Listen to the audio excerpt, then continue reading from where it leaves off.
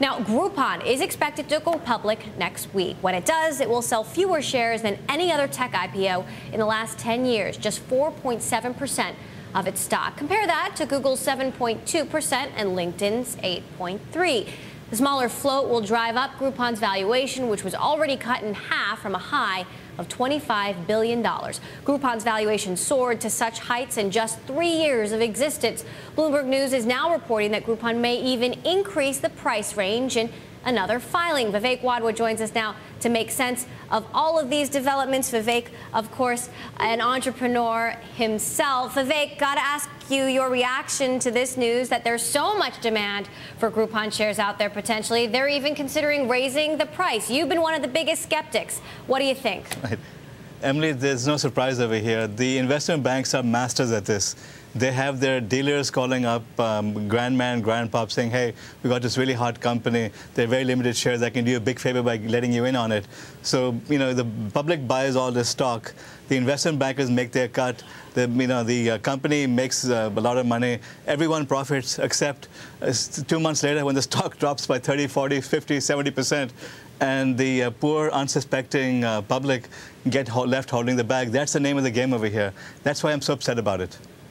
Now, this is the lowest float for an internet company ever. What do you think is going to happen on IPO day? Is it going to shoot up? On IPO day, yeah, it'll shoot up because it's all manipulated. I mean, like I said, the investment banks know what they're doing.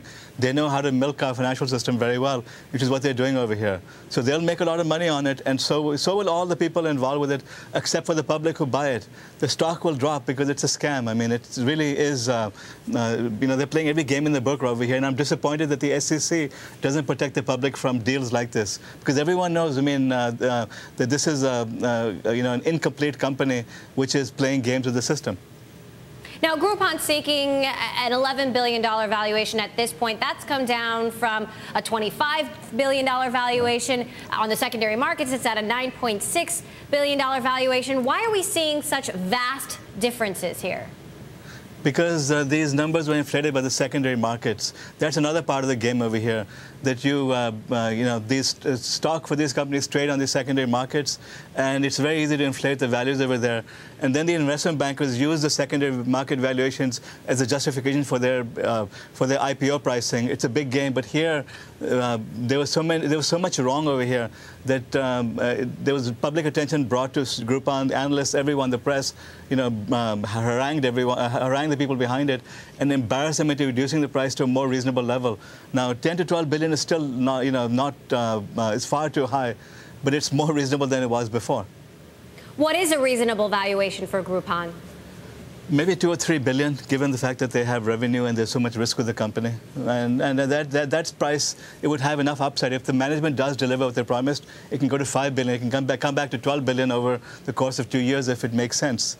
So this is all, like I said, distorted game playing going on.